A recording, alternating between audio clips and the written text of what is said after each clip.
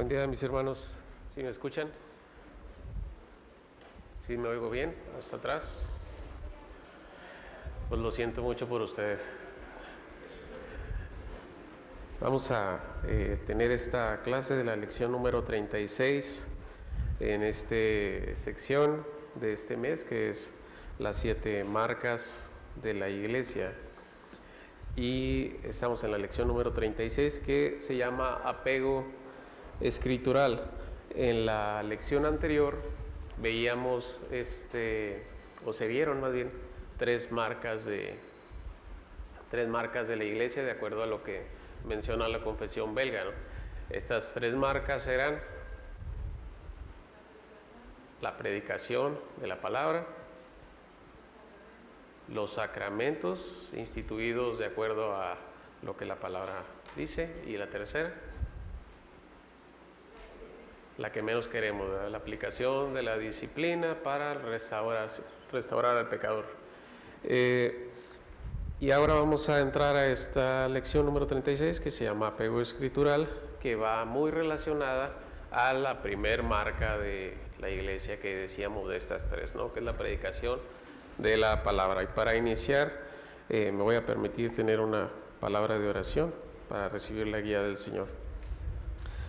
Te damos muchas gracias, Señor, por este tiempo que tenemos, Padre. Te alabamos, te glorificamos solo a ti, Señor, y rogamos, Padre, que tú uses este instrumento tuyo, Señor. Hables ahora a nuestra mente y nuestro corazón, abras nuestro entendimiento para encontrar en tu palabra la verdad que hemos de aplicar a nuestra vida, Señor, para encaminarnos en esta vida de santidad, Padre, para darte la honra y la gloria solo a ti.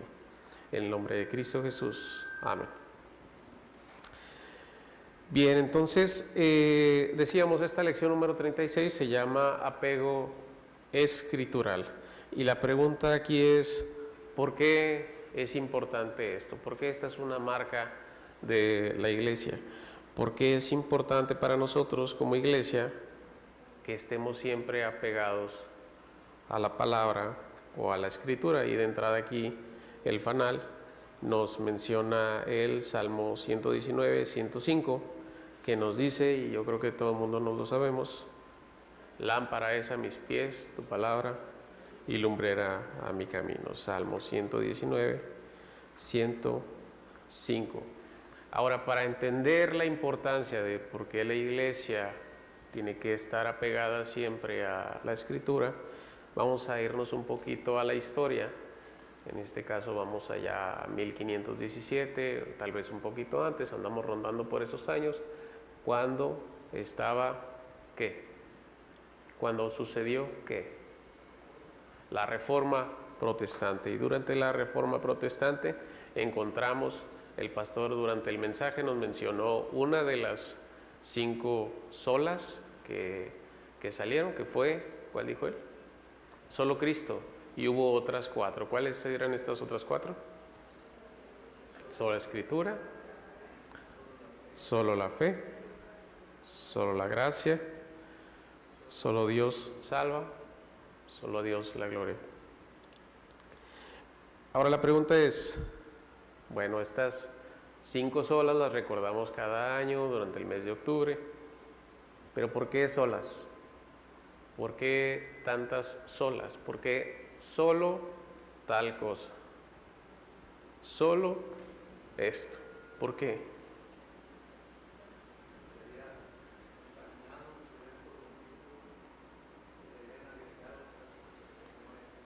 Se habían agregado otras cosas que no eran. Se pensaba que era necesario complementar estas cosas para recibir la gracia y la misericordia del Señor a través de estos medios, ¿verdad? Entonces, en el tema que ahorita tenemos, que es el apego escritural, vamos a tomar esto que es solo la Biblia o solo la Escritura. Y lo que pasaba en esta época de por qué tantas solas, bueno, se creía, entre muchas cosas, por ejemplo, está la Biblia, sí, pero aparte de la Biblia necesitamos complementarla con, por ejemplo, la tradición de la iglesia. Era algo que era como una creencia, pues, de la iglesia romana en en ese momento. Aparte de la Biblia, necesitamos complementarla con la tradición de la iglesia y va a tener la misma autoridad y el mismo peso. Cuando nace el movimiento de reforma y sale una iglesia protestante, dice, esto no es así. La iglesia tiene la Biblia y la Biblia es la única autoridad, no necesitamos otra autoridad. Y a lo mejor necesitamos algo que nos ayude a entender y adentrarnos a la palabra, pero no significa que eso alguna vez va a tener la misma autoridad o vamos a encontrar la verdad en estas cosas, sino que esto siempre va a ser naciente de la Biblia y siempre tiene que estar en total apego a lo que la palabra nos dice. Ahora, hay una frase aquí que encontramos en el fanal que está muy interesante, que nos dice: los presbiterianos afirmamos que las escrituras deben gobernar toda práctica e incluso las tradiciones que surgen del seno de la iglesia. Es decir, la tradición no va a complementar la Biblia, sino que la tradición va a salir de la Biblia y siempre va a estar apegada y fundamentada por la Biblia. ¿Cómo es que nosotros podemos creer o entender que la Biblia es esta autoridad y que debe gobernar toda práctica y toda tradición? Bueno, les voy a pedir a alguien que por favor busque Salmo 119, versículos del 9 al 11, Mateo, o alguien más que busque Mateo, capítulo 4, verso 4, y alguien más, por favor, que también busque el muy tradicional segundo de Timoteo 3:16. Segunda carta a Timoteo, capítulo 3, versículo 16.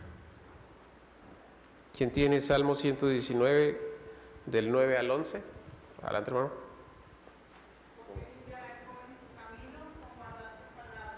Con todo mi corazón te he buscado, no me dejes desviarme de tus mandamientos. En mi corazón he guardado tus dichos para no pecar contra ti. Bendito tú, oh Jehová, enséñame tus estatutos. Con mis labios he contado todos los juicios de tu boca. Hasta el 11. Ya me pasé. Está bien. Muy bien, ¿qué encontramos ahí? ¿Qué es lo que nos dice?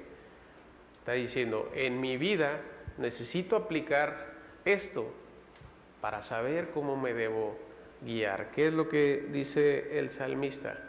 La autoridad no es lo que yo pienso, ni la manera en que yo creo que está bien o está mal, sino la autoridad está aquí.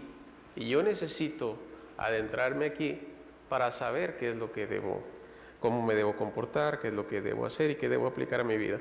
Mateo 4:4.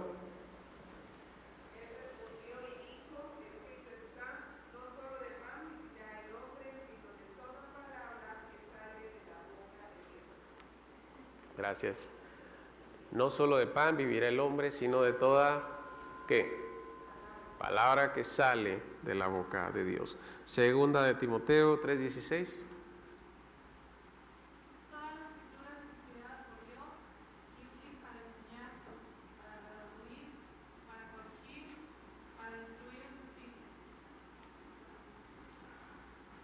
La intención es la que cuenta. Toda la escritura es inspirada por Dios y es útil para hacer de nuestra vida una vida recta. Entonces, ¿qué es lo que nos dice aquí? Los presbiterianos afirmamos que las escrituras deben gobernar toda práctica, incluso las tradiciones que surgen del seno de la iglesia. ¿Por qué? Porque la misma escritura nos dice que es la escritura, la palabra de Dios, la que debe ser nuestra autoridad.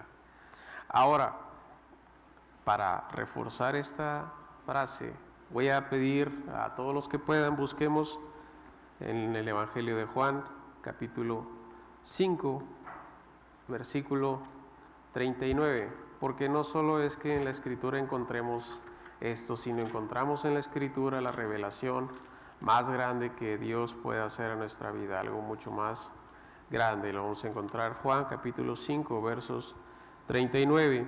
Lo voy a leer y les invito a que me acompañen. Dice: escudriñad las escrituras, porque a vosotros os parece que en ellas tenéis la vida eterna, y ellas son las que dan testimonio de mí.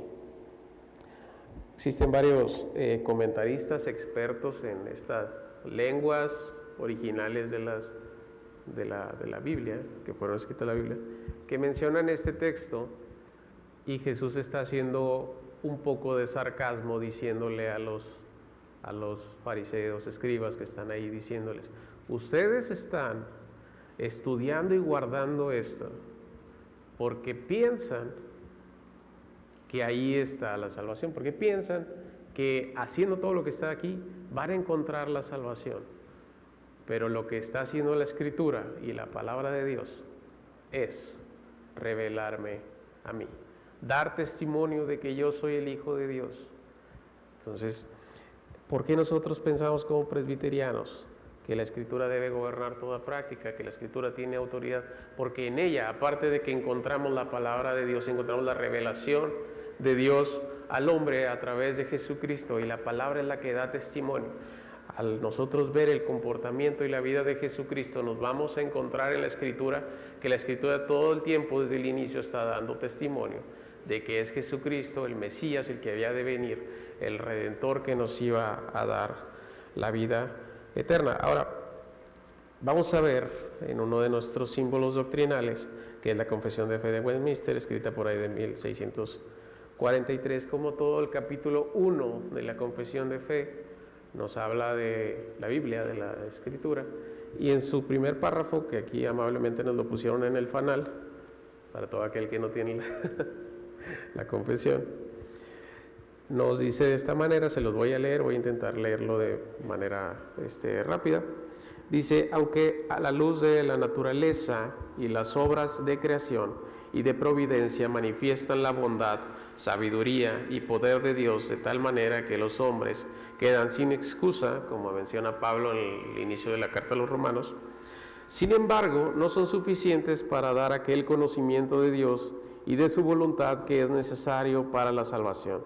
Por lo que le agradó a Dios en varios tiempos y de diversas maneras revelarse a sí mismo y declarar su voluntad a su iglesia, y además para conservar y propagar mejor la verdad, y para el mayor consuelo y establecimiento de la iglesia contra la corrupción de la carne, malicia de Satanás y de todo el mundo.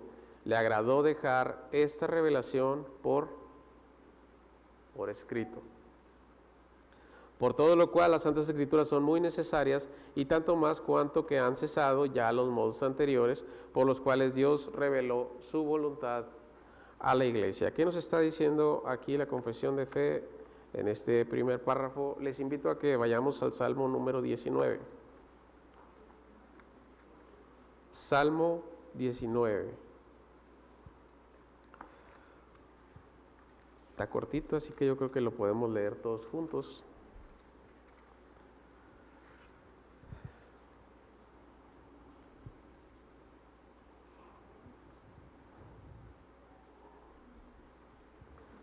Dice así, Salmo 19, versículos del 1 al 14, dice, sí, está bien, del 1 al 14, dice: los cielos cuentan la gloria de Dios, y el firmamento anuncia la obra de sus manos.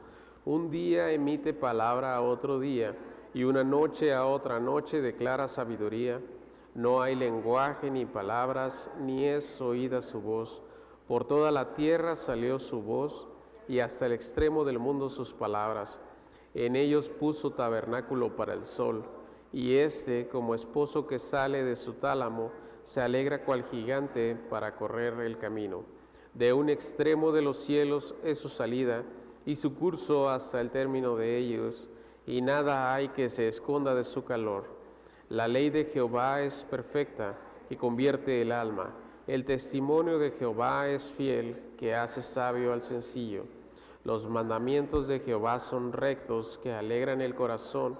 El precepto de Jehová es puro, que alumbra los ojos. El temor de Jehová es limpio, que permanece para siempre. Los juicios de Jehová son verdad, todos justos. Deseables son más que el oro, y más que mucho oro afinado, y dulces más que miel, y que la que destila del panal. Tu siervo es además amonestado con ellos, en guardarlos hay grande galardón. ¿Quién podrá entender sus propios errores? Líbrame de los que me son ocultos, preserva también a tu siervo de las soberbias, que no se enseñoreen de mí. Entonces seré íntegro y estaré limpio de gran rebelión. Sean gratos los dichos de mi boca y la meditación de mi corazón delante de ti, oh Jehová, roca mía, redentor mío. Amén. ¿Qué nos está diciendo capítulo 1 de la Confesión de Fe de Westminster? ¿Y qué nos está diciendo Salmo 19? Exactamente lo mismo. ¿Por qué? Dice, inicia el capítulo 1 de la Confesión de Fe de Westminster, el párrafo primero dice, hubo una creación y en esta creación Dios se reveló al hombre de una manera general. Todo hombre puede ver y conocer la creación del Señor.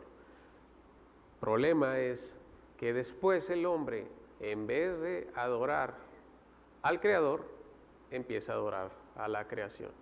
Y entonces empieza a adorar a un Dios Sol, a un Dios Luna, a un Dios Lluvia, a un Dios Tierra, a un Dios lo que se puedan imaginar.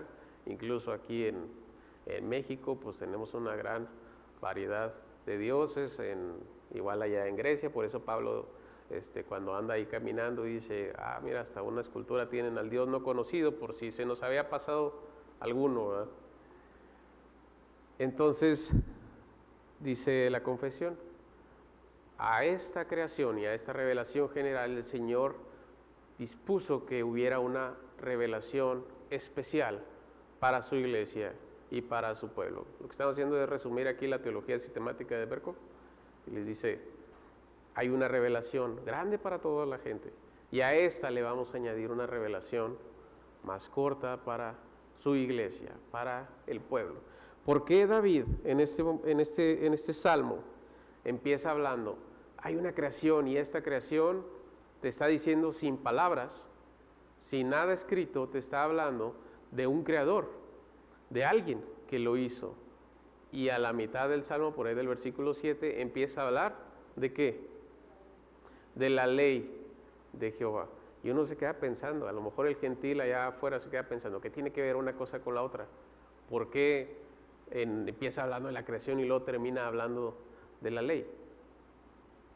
Bueno, yo creo que David le sopló a Berkhof en el oído diciéndole, mira, esto fue lo que pasó, que hay una creación, que es una revelación del Señor, pero aparte, yo para mi vida, y es lo que termina diciendo David aquí, para que yo pueda tener una vida de rectitud, necesito los mandamientos del Señor, que aparte de que yo sepa que Él existe, necesito que me diga qué es lo que yo tengo que hacer, qué es lo que nosotros como iglesia tenemos que hacer también. Ya se me perdió la hoja. Entonces, tenemos estas dos revelaciones, y la revelación primera general para todo el mundo y la revelación segunda para nosotros como iglesia, para que sepamos qué es lo que tenemos que hacer y cómo comportarnos, y de ahí emane toda nuestra tradición y de ahí emane toda nuestra doctrina, para que nosotros seamos una iglesia verdadera como la iglesia que en aquel tiempo de la Reforma se distinguía con estas 3 marcas o con estas 7 marcas que estamos viendo en este mes. Ahora, la conclusión que nos dice aquí el fanal es algo que me pareció muy, muy bueno, se los voy a leer. Dice, se ha visto en esta lección la Iglesia de Cristo, para que tenga un apego a la Escritura, se rige solamente por medio de la Biblia, para todo lo que cree y todo lo que practica. Asimismo, creemos que las Sagradas Escrituras, como regla y práctica de fe de la Iglesia Presbiteriana, creemos en los 66 libros como inspirados por Dios y que han dirigido a la Iglesia para que conserven estas mismas para la posteridad. Aquí le quiero agregar, creemos en el apego a las Escrituras porque en ellas encontramos ¿a quién? A Jesucristo. Porque en ellas encontramos a Jesucristo revelado para nuestra salvación y como ejemplo de vida.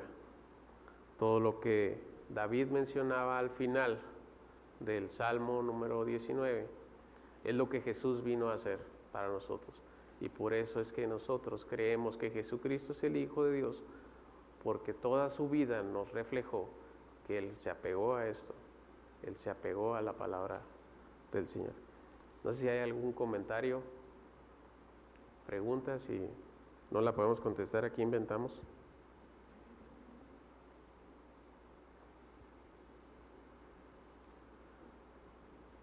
Si no, les pido que vayamos al Señor en oración para cerrar la clase, la lección del día de hoy. Te damos gracias, mi Señor, por este privilegio que nos has dado, Padre, este privilegio tan grande, Señor, que tenemos de pertenecer a tu iglesia, Padre. Este gran privilegio, Señor, que de acuerdo a tu bondad y tu gracia podemos adentrarnos a la Escritura, Señor, y encontrarte ahí, Señor, y conocer qué es lo que debemos hacer. Ayúdanos, Padre, siempre a ser una iglesia que se apegue a lo que la Escritura dice, que nos apeguemos, Señor, siempre a tu voluntad, para que así podamos darte la honra y la gloria a ti como una iglesia verdadera, Señor. Te lo pedimos, Padre, de todo corazón, confiando en que nos escuchas, porque oramos a través de Cristo, nuestro Redentor y Rey. Amén. Que el Señor les bendiga, hermanos.